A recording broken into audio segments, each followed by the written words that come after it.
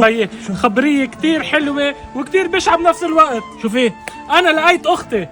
اختك؟ ايه بس ما بعرف، اجوا خطفوها عالم بالاول ما لقيتها.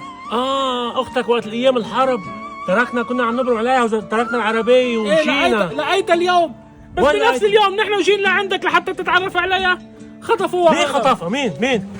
انه لو شو صار؟ بعرف مين خطفها انا كان جيت لعندك ومساعدنا لنشوف وين ايه. يلا انت مأكد انك كنت هون لما خطفوها؟ 100% هون كانت.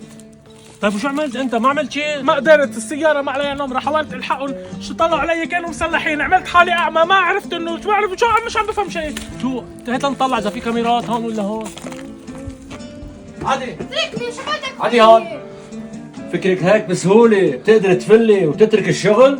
خلص شو بدك فيي؟ انا لقيت خيي وما عادش بدي اشتغل. إذا كنت نسيانة